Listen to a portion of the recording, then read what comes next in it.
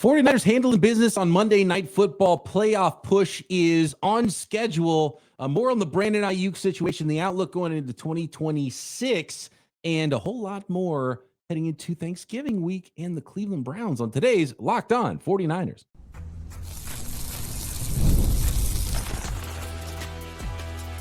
You are Locked On 49ers, your daily San Francisco 49ers podcast, part of the Locked On Podcast Network. Your team every day.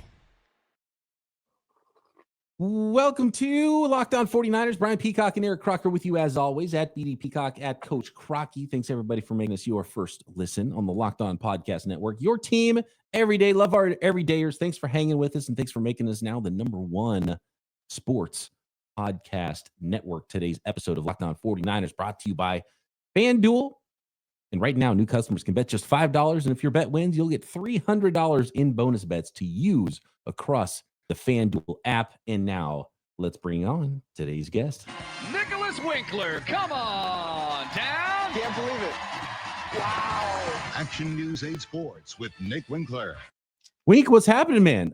You were in the stands. Did you get a good view of the nut punch heard around the world, apparently, that happened at the end of the game? And I was getting set up for the podcast. I didn't see the aftermath of the game because we go live right after, and I'm scurrying to get things ready to go and start going live here. What is your report from Levi's Stadium with this football game? And did you see the scuffle after the game? No, I mean, it was like, you've been to Levi's Stadium. It's like, all right, we got to get out of here. We got to get out quick. Got to get ahead of this traffic. So, yeah, I mean, as soon as, victory formation, as soon as we got that final first down, it was like, let's go.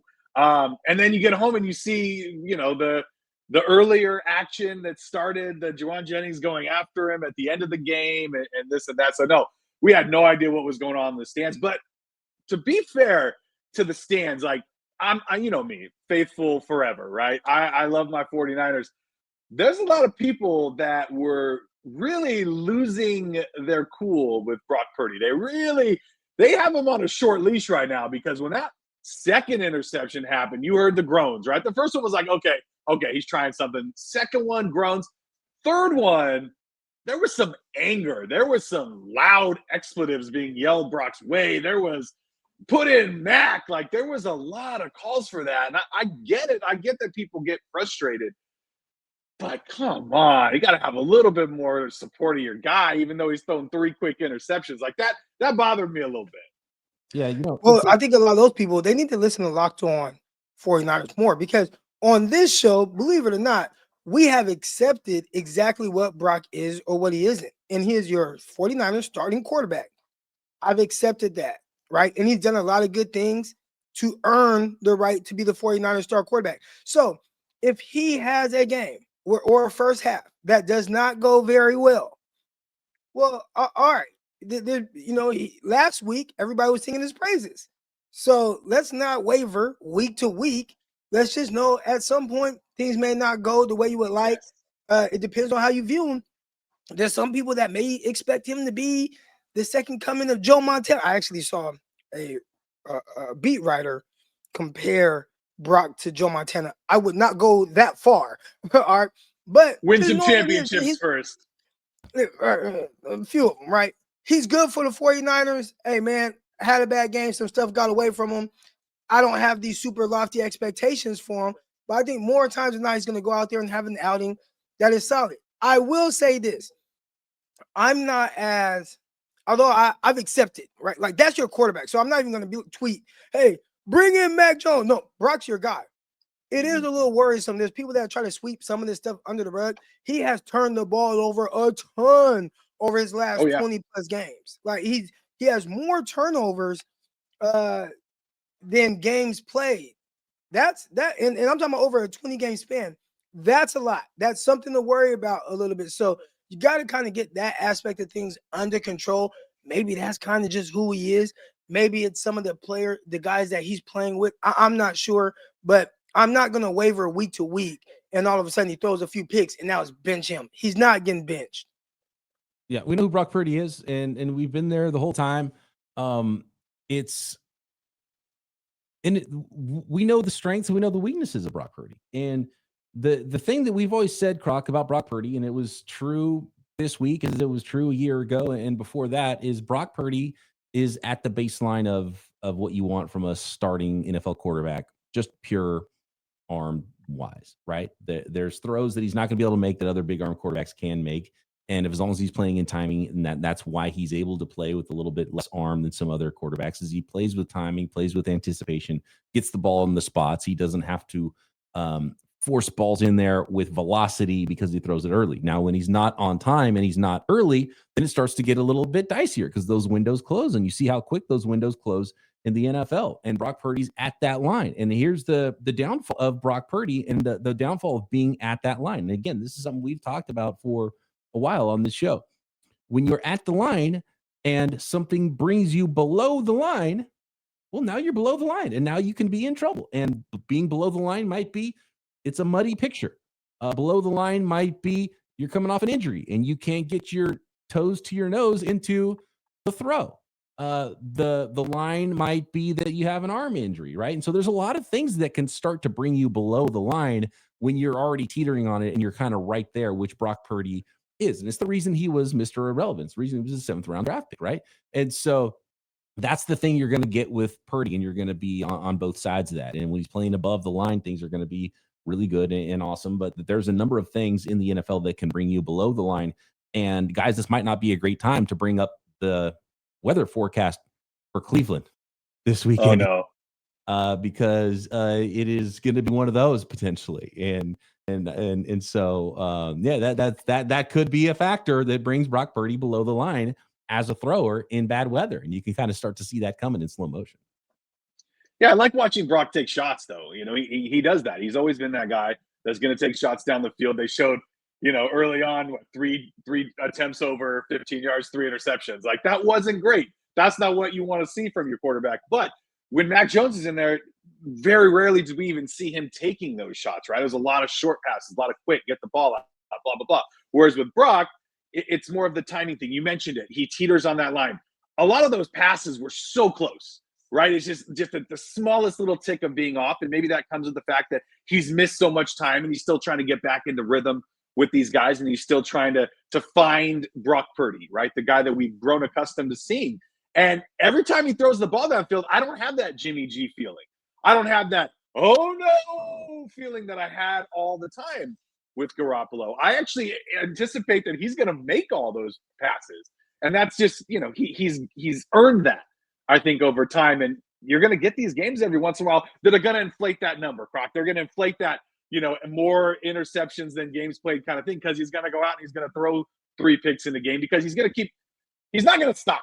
Right? He's not going to throw a couple interceptions and be like, all right, I'm not going to try to force the ball down the field anymore. He's going to keep throwing it, and I love that from him. Yeah, I think one of the things that I've talked about with Peacock is I don't think I need to see him push the ball downfield a ton. Like we talked about Mac Jones and what he's giving you, right? Like, oh, it's a lot of quick. Hey, if that works and we're able to move the ball, especially when you have Christian McCaffrey, who's looking damn good right now, George Kittle looking damn good right now. You get guys like Ricky Pearsall back. Hey, get the ball in those guys' hands and let's try some run after catch. Heck, I think the 49ers should maybe try to figure out a way to utilize Sky Moore a little bit. Yeah. Get the ball in his hands. I'm not saying he's Deebo Samuel, but can you get some run after catch type of opportunities? I think the 49ers have grown accustomed to knowing they had guys like that and leaning on them and utilizing it. And now it's like, well, no, Brock, now you go out there and make the plays. No, that's not what made Brock great for the 49ers. It wasn't him pushing the ball. He threw some touchdowns, threw one in I remember the first playoff game, I believe, against Seattle.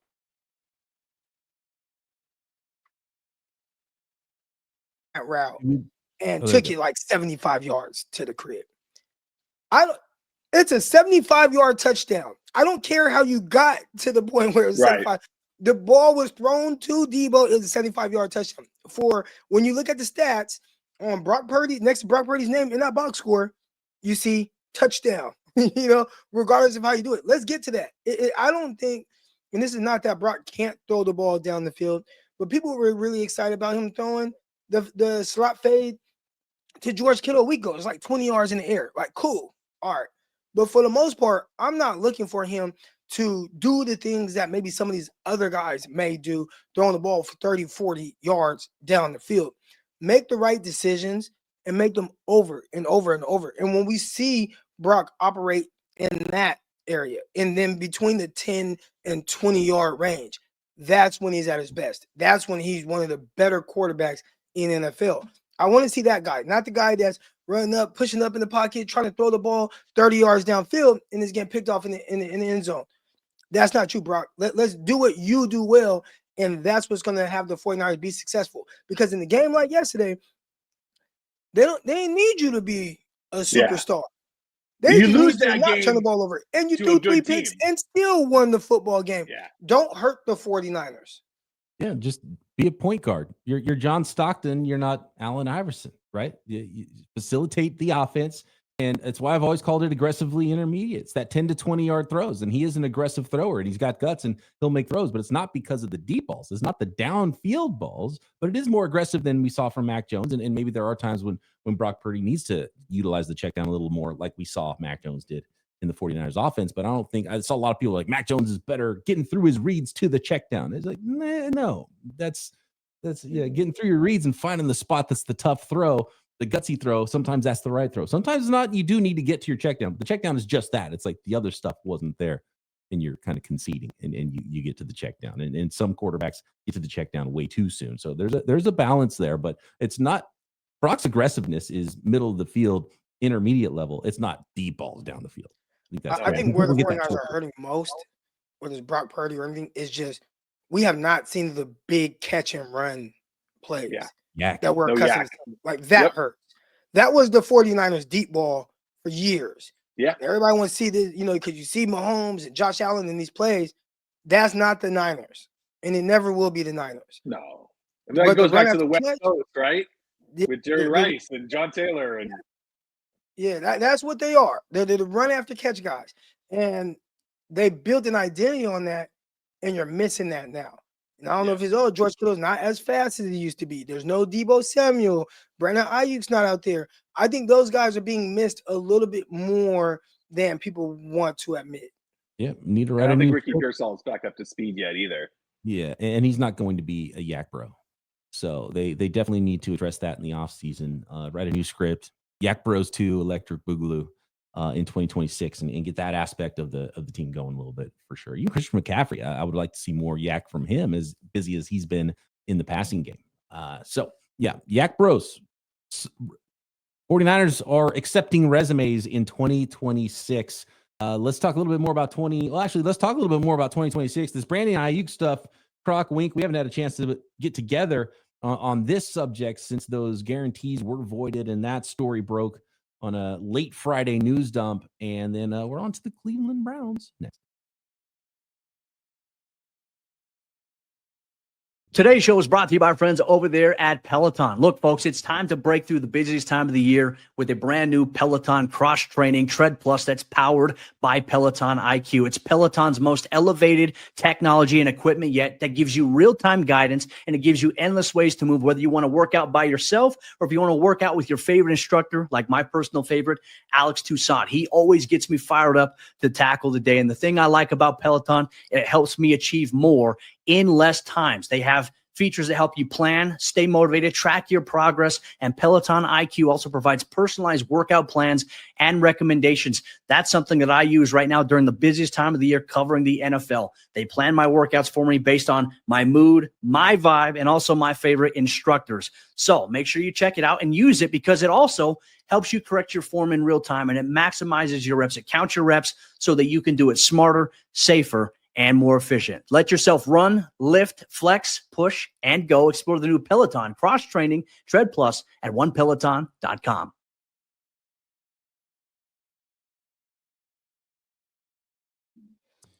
All right, guys. Brandon Aiyuk's contract guarantees voided. Contract not voided, guarantees voided, which opens the door to the San Francisco 49ers moving on from Brandon Aiyuk in the offseason, whether that means cut or trade.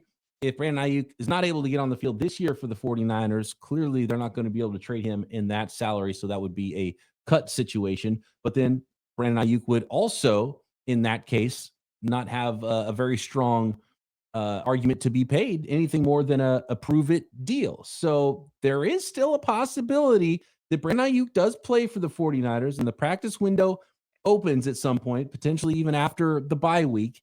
But right now, clearly, this is headed toward a divorce, guys. And Croc, we haven't had a chance to talk about this. So what are your thoughts on the Brandon Aiyuk situation? And how does something even get here? Like, that's the part I don't get, is what's even the problem? This is odd. And I heard Kyle Shanahan say he's never been involved with anything like this. And I'd say, I mean, I think you and I both, man, we love, probably obsessed with football. And I can't remember a time, at least off the top of my head, going back to when I was a kid, that we saw a player who just signed a huge contract just get it voided. So I'm curious to know what went into that happening.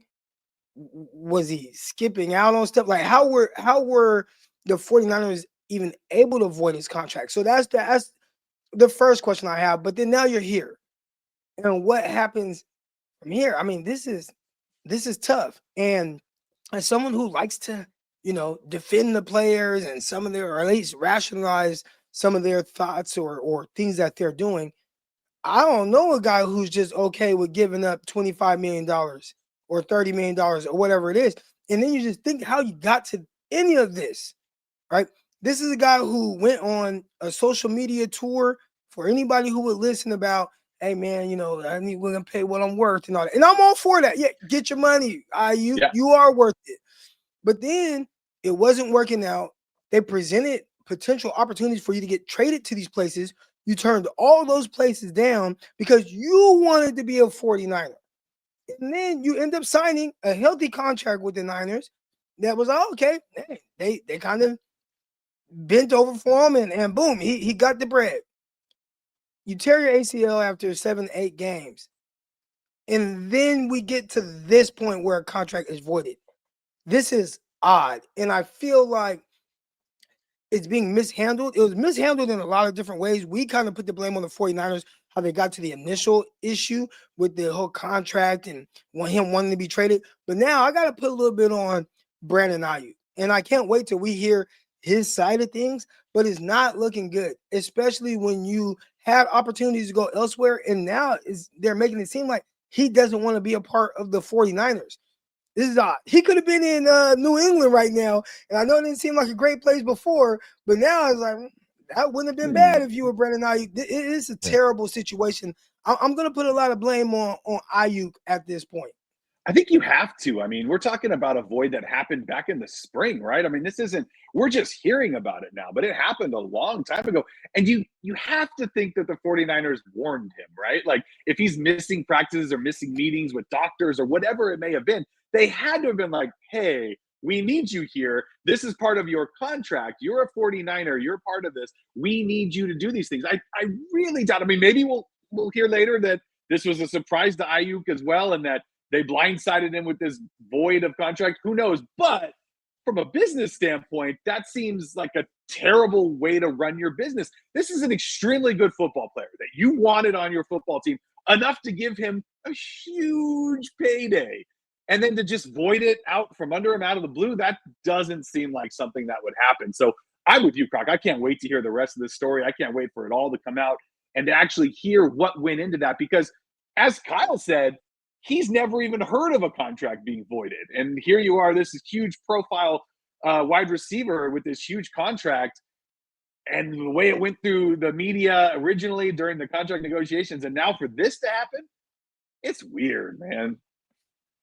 It's really strange. And I don't know what could have happened to make it all turn out this way. And I know some folks are like, well, this is really lucky for the 49ers because now they can get out of this deal. And it's like, okay, well, maybe right now it's the best case scenario for them to be able to just cut Brandon Aiyuk, but it's still not a good scenario for the 49ers versus having a star wide receiver or have traded him for a second and third round pick or whatever it was to the Steelers in the offseason. So this is still not a good scenario for the 49ers. And for Brandon Aiyuk, you're going to lose a lot of money here. You have to really hate being on the 49ers to be that okay with this and not even file a grievance. And one of my initial thoughts was, no way the NFLPA is going to be okay with this, even if Brandon Aiyuk is, because they wouldn't want to set the precedent, right?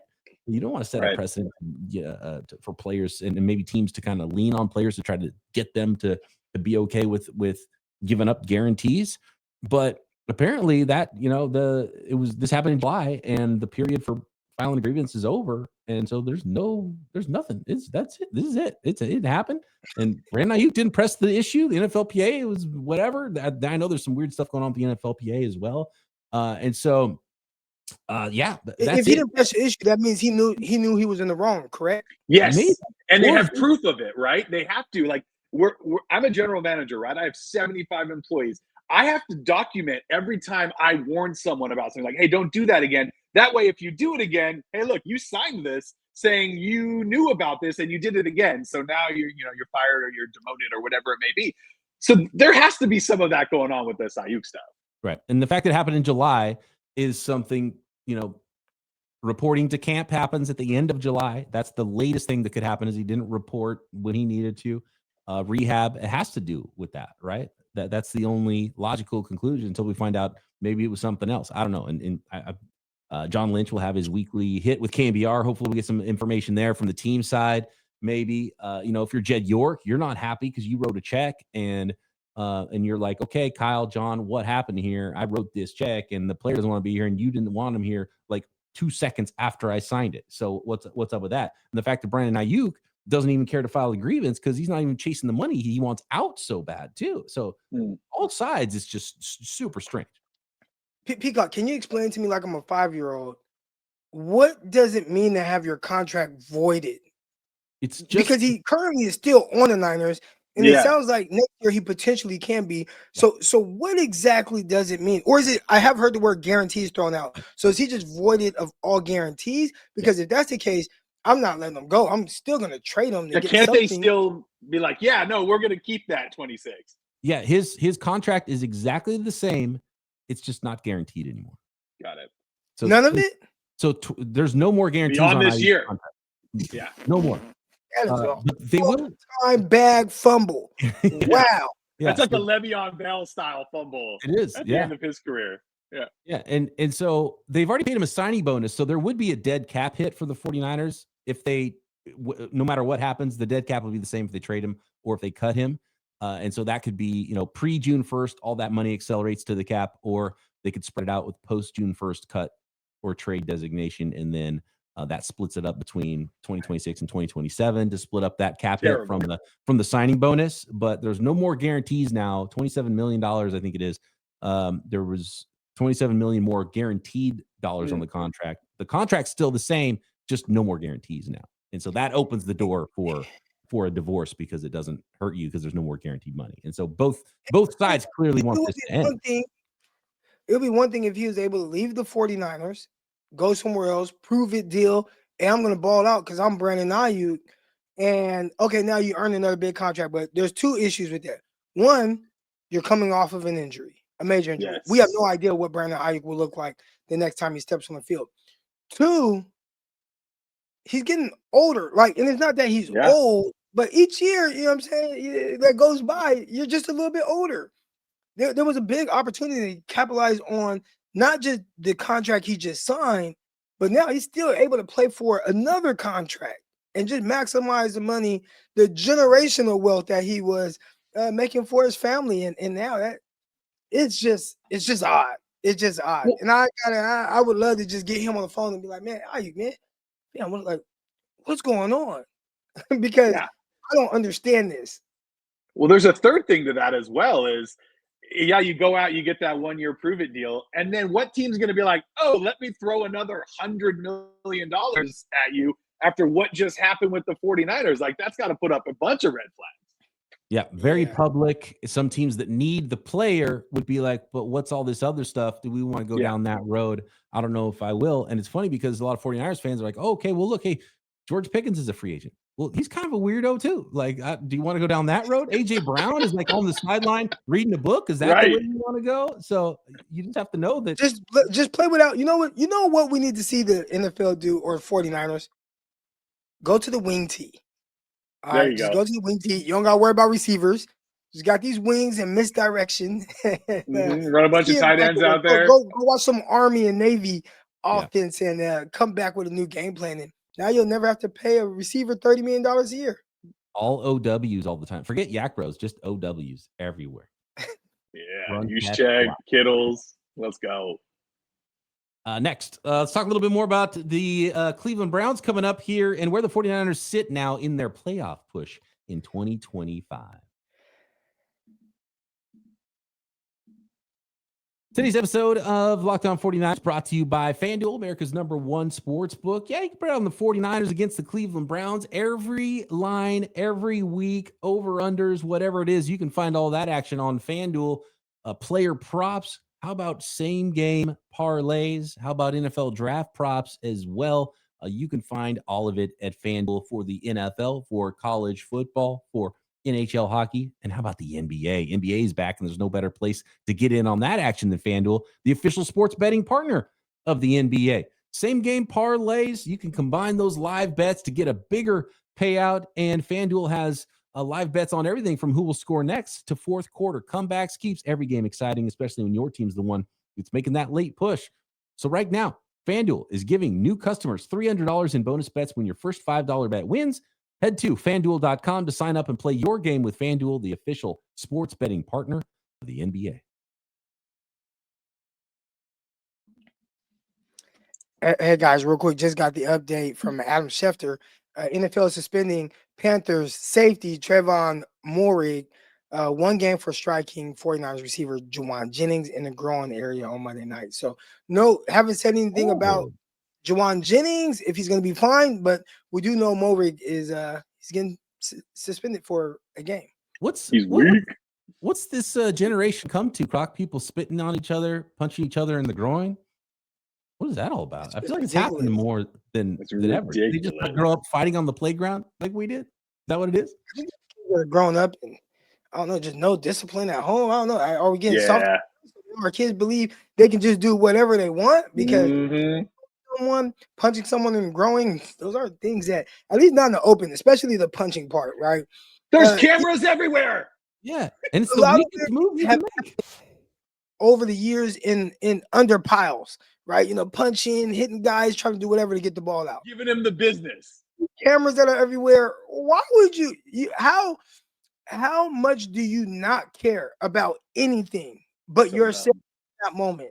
Because no is everywhere. And you're seeing guys getting caught every week. We saw the Jamar Chase thing where Jamar Chase tried to lie. I ain't spit on him. Then we saw you do it. They got a hell of different angles too. There's like 3 different angles. You see everything, and guys still decide to do these things. It's pretty wild. Stupid. You know, and I would like the first guy to get punished instead of the guy that retaliates, which usually happens. So, if Juwan Jennings skates through this, even though he took a swing because he got punched in the groin, I think that's the right way to go about it. Although I don't know, we'll find out if Juwan Jennings gets suspended for this Cleveland Browns game as well. Niners in a good spot. It was a huge win. I think the Carolina Panthers were kind of fraudulent in this playoff conversation. That's what I took out of this game. And the 49ers now 5 to go, need 2 more wins to secure, I think, a playoff spot. And they could probably do it in the next 2 against 2 teams that aren't playing very well. But the Niners have had problems winning in Cleveland against the Cleveland Browns. And I'm looking at the forecast right now for Sunday. High of 39 degrees, rain and snow, wind 21 miles per hour, guys. That's what kind of game this could potentially be in Cleveland Sunday. And it's that dreaded 10 a.m. start time, right? It may help the 49ers because obviously Brock hasn't played as well in inclement weathers. I think all quarterbacks, just the play can drop a little bit in that type of weather. But obviously Brock has not performed as well in the rain. But it helps the 49ers for another reason. They're forced to run the ball, which is what you hope, because Myles Garrett made in that game with 10 sacks in just the game if he's actually playing. He is on an all-time tear right now. 18 sacks heading into week 11, week 12. Just an incredible run. You want to keep that guy away from your quarterback as much as possible. So the rain and snow may make it to where the 49ers are forced to run the ball a lot. Lean on Robinson, who's running extremely hard. Lean on Christian McCaffrey, who's running extremely hard. And keep Brock Purdy out of harm's way. Yeah, I think you got everything right there, Croc. If it's one of those cold, wet, kind of just dog days, right? Get in there, fight the dog fight, run the ball over and over and over. I don't care if they roll 35 times. Like, let's go. Let's hope the defense can shut down Shedeur Sanders, right? I mean, that's kind of the wild card in all this. He's coming off a pretty good game, and there's not a whole lot of film on this kid. I'm excited for this one. I'm also pretty nervous. Definitely a lot more worried about Myles Garrett than Shedeur Sanders. I mean, hell, put Myles Garrett at quarterback at this point because he's been ridiculous for that football team.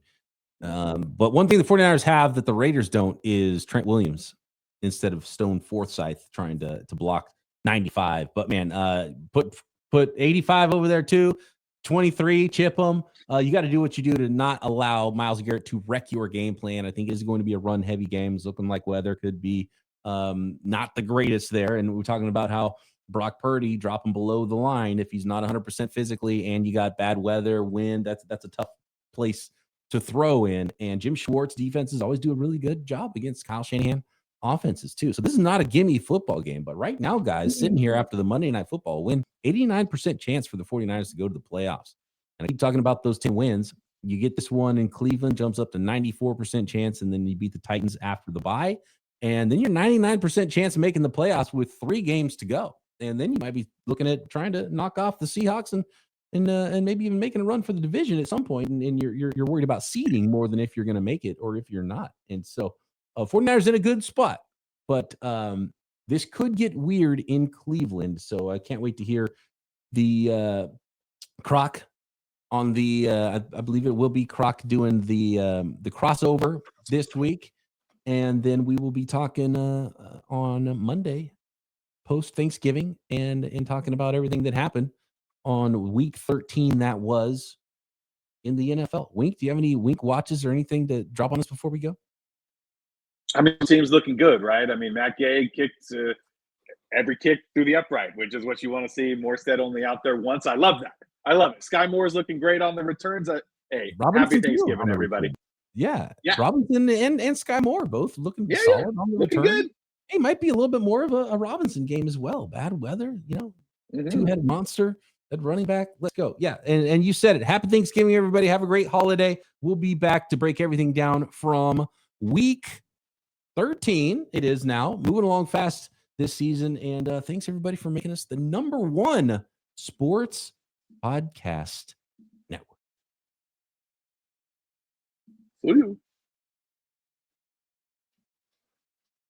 I don't buy it.